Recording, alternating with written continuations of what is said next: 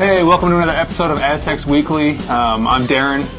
This here is BT. What's up, guys?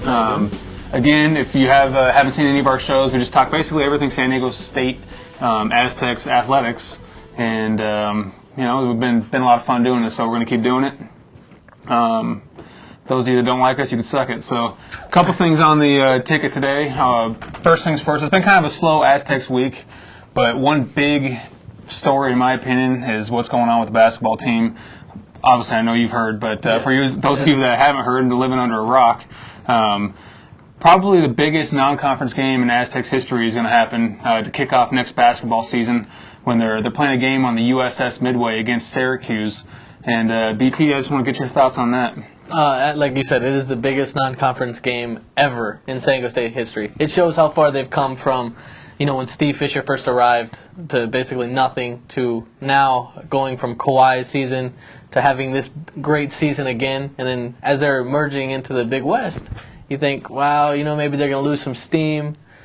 No, they're going to get Syracuse first game of the year on the Midway. UCLA was another one that they added. So, I disagreed with the whole not taking everybody to the Big East, but now I think they're just going to dominate where they're going for the next decade or so. And this is an awesome game. I'm excited to see it. Hopefully we get tickets. It's like, I mean, the Aztecs, they're kind of slowly starting to turn into what Gonzaga's kind of been the last, 8 out of the last 10 years when they've dominated kind of a lesser conference.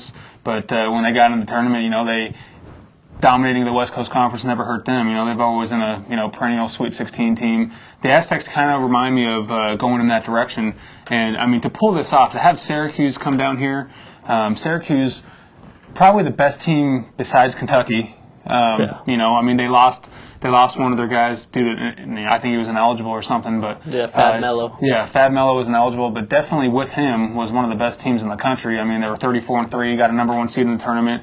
Now they're coming here. I've seen a couple guys in the preseason or the off-season rankings already have the Aztecs as high as 9th, which, what does that really mean? How can you rank a team now? But, Aztecs basketball is definitely on the rise, that's for sure. No, like I said, I'm excited.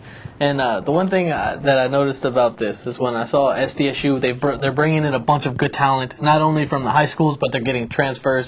They got a 6'11" guy coming from the UVA.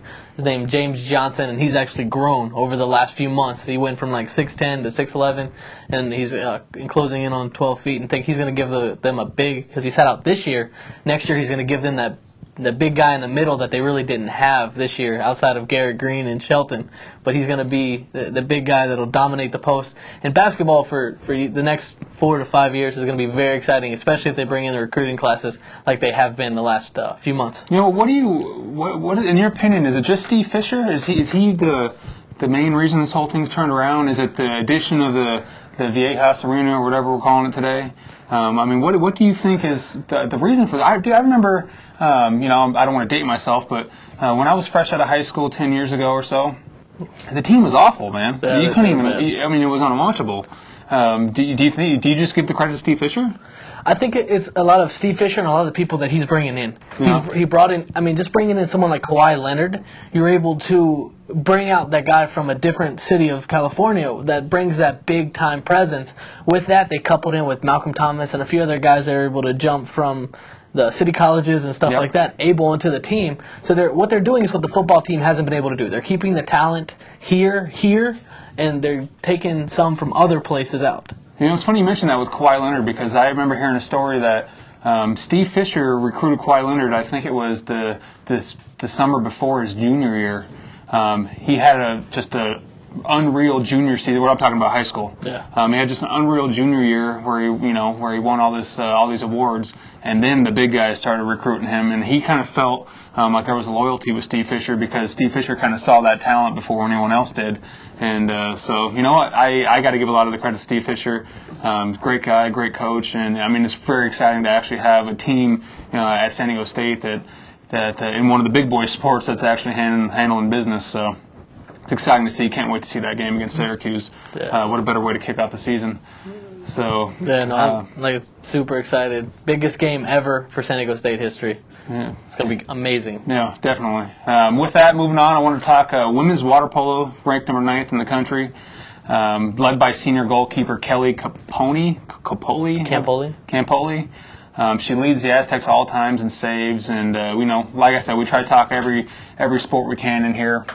I'm not going to sit here and try to pretend like I'm the biggest water polo guy, but got to give credit where it's due. I think they're playing a game today. Actually, you might even be playing it coming up at 2 o'clock today. So when you're done watching this, try to find that somewhere online. Got anything to add to women's water polo? I think it's an interesting sport. I think it's one, like lacrosse, it's something that it's a little bit more interesting. Like, I love lacrosse. I love water polo. I love seeing the different aspects of it. I don't fully understand all the rules, but watching it play, and who doesn't love being able to drown a friend? As an amateur swimmer myself, very amateur, I can't swim in the ocean, but to watch them, what they do, I think they call it waddle or wading or whatever they do. Yes. Yeah. It's incredible, the skill that takes to do that for as long as they do it. I went to a couple of my high school water polo games because a buddy of mine was on the team, and it's actually crazy watching them do that. So, props to them. Another unknown Aztecs team that's ranked in the top 10 in the nation in something that you never hear about. Yeah. I mean, you never hear about that. Moving right along to men's golf. As you know, if you've watched any of our episodes here, we're going to give props to the men's golf team every week because nobody does. And another team that's ranked in the top 10 on some polls, don't get any love. I haven't heard anything men's golf related on the local sports shows, so that's why we're here. And over this last week, senior J.J. Spahn was named Mountain West Golfer of the Month. I think over the last few weeks we've said J.J. Spahn's name more than any other show has in all of San Diego in the last few years. That's a great point. I mean, the dude is Mountain West Golfer of the Month. Dude is a monster. He just keeps playing. He's over and over again. He's winning. He's dominating. And with the San Diego team, I read that they went up to 5th in the intercollegiate standings. Yeah, I saw that. Golf is so weird with how they do the rankings. It's not as easy to follow as some of the other sports. But I've seen them as low as 5 on some polls, as high as 13 on some. So I guess it's really flip a coin, but since I'm an Aztec fan, I'm going to go ahead and go with 5. Either way, there's no reason that this team should not be getting more say, from Kang to Spawn to a few of the other guys out there. There's no reason that they should not be getting any publicity at all. Yeah, I mean, golf's a big sport. It's not golf isn't one of those sports that are just a collegiate sport. You take I hate to use lacrosse because I know there's a professional league. Lacrosse isn't really, at least in my opinion, isn't as big here as it is out on the East Coast. Yeah. You came from the East Coast, so maybe that's why you like it. But, field hockey is a good example. That's basically a high school and some collegiate. But golf and basketball and baseball, I mean, those are all major sports. I mean, it's just weird not seeing getting any love. I think the only time you ever really see anybody talk about collegiate golf is when someone goes to a major tournament and does well. Exactly. Yeah, that's the only time you're like, oh, he's from Arizona State. Oh, he's from California. That's the only time you ever hear of. If it wasn't for J.J. Spahn in this Aztecs golf team, I would have thought, man, did the Aztecs even have a golf team? I mean, if it wasn't for the website Go Aztecs, we wouldn't even know about them. So anyway. Enough about them, but again, we're going to keep on giving you love every week. Absolutely. Regardless of whether we got something to talk about or not, we're just going to throw your names out there. Moving right along, we'll talk a little baseball. They're at UNLV this weekend. They won the game last night to push them to 4-3 in conference play. They're at 500 overall record. And I'm going to be honest with you, BT. I'm a huge baseball fan. Baseball is my number one passion, and I've come to the conclusion that we're 30 games into the season, and this is just not an exciting team to watch. No, you think of Tony Gwynn, you think of a team the last few years. You got Strasburg, the son of Greg Vaughn on the team. Yeah. Brandon Meredith. I mean, this list goes on and on of guys that have been just going through the minor leagues. Where did the excitement go though? Like I can't sit down and watch a game or even listen to it on the radio while I'm at work, and I'm like, yeah, this is awesome. Now I'm like 10 minutes. To be honest with you, when a lot of the bullpen, they struggle to throw strikes, they walk a lot of guys. It's just the innings drag on. When the Aztecs are up at the plate, it's a lot of. I'm not trying to sit there and hate on the small ball game, but I mean, to me as a fan and somebody who also plays the game, it's exciting to see at least a couple guys that could consistently hit the ball out of the park. Granted, the Aztecs have done that a lot more lately. They got Chris Wilson, who's just been on fire. But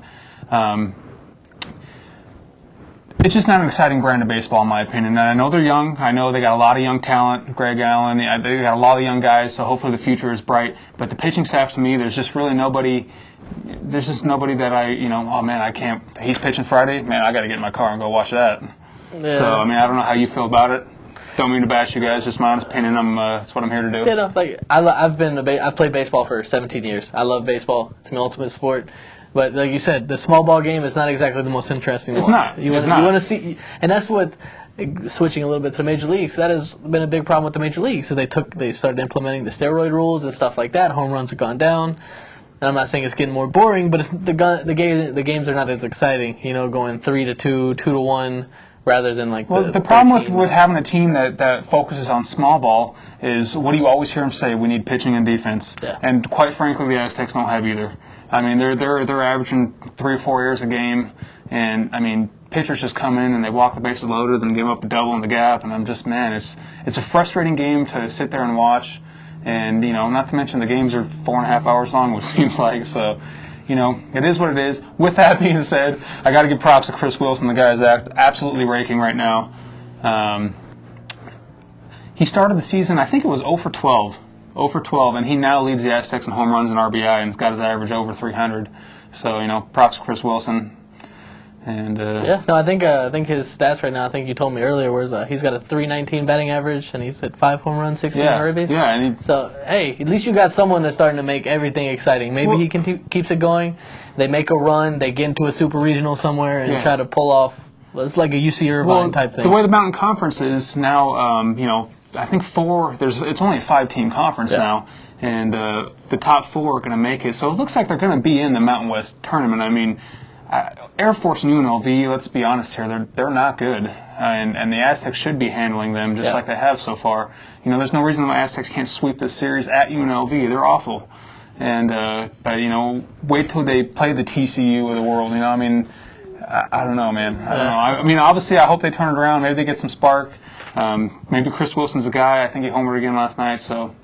You know, props to him. Hopefully. Props to him, yeah. I mean, sitting here pissing on him for the last 5 minutes, but like I said, I mean, I still watch all the games, and we're still fans. Yeah, we still listen. It's just, you know, this year's team, to me, just isn't that as exciting as years in the past. Yeah. But with that being said, our weekly thing we do here is a question for BT.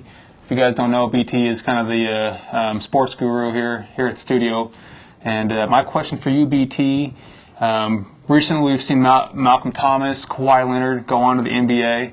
Malcolm Thomas hasn't really, you know, broken in with an NBA team, but Kawhi Leonard, he's had some pretty successful rookie year, I'd call it. I want you to make a bold prediction. I want to know what current Aztec has an NBA future.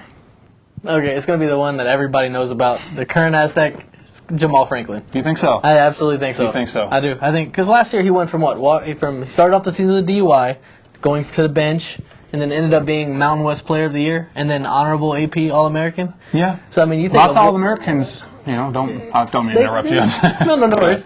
No, but you think even he went from, you know, being low to high. I think if he can build on that, I think he can absolutely be a player to be reckoned with in the NBA. And I think what do you see him playing like a 2-guard in the NBA or something like that? 2 or 3, sort of like a undersized Kawhi Leonard. Because you think he had a 15 game rebound game last year, and so I think if he's able to continue that, I think that he'll be more than fine. If I didn't have to go Jamal Franklin, which is the obvious answer, I think I would go Chase Tapley.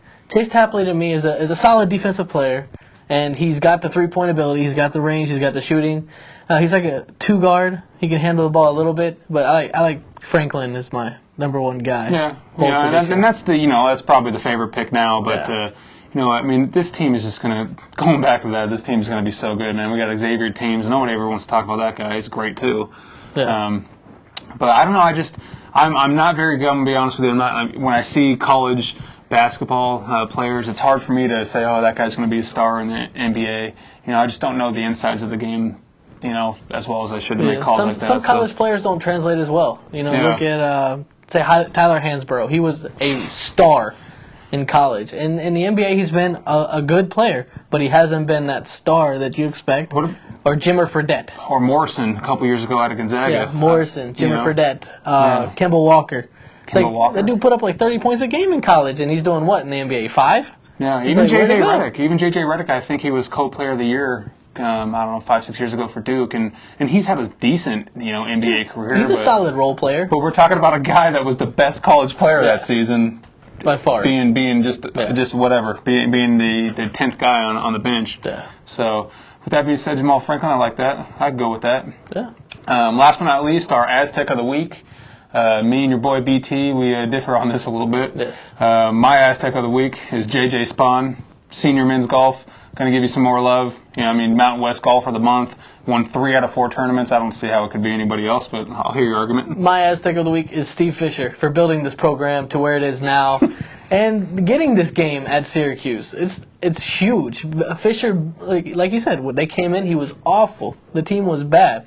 And he has built this team through building a family foundation, from him to the head coach in waiting. They've built this team to be something great, not only for the past few years, but for something, a dynasty. And I think Steve Fisher, for just being able to deserve this game on the Battle of the Midway, I think he's my Aztec of the week. I can't. It's hard for me to argue with him how great this is, and moving forward to become a national power. But I don't know. It's hard for me not to give first off a student athlete, Aztec of the week. Second off, we're not even in basketball season, so he's got his time. He's going to have plenty of weeks where I'm sure he's going to win our award. But no, I doubt it. Nah, I go player. When he's out of season though, this is, and then like you said, it was a little earlier in the show. You said it was a little slower week, so it was. It is what it is. And so congratulations, Steve Fisher and JJ Spahn. You're our co-Aztecs of the week. That's it. And I got nothing else to say. You got anything else? That's it for me. Thanks for joining us. We're coming at you every Friday.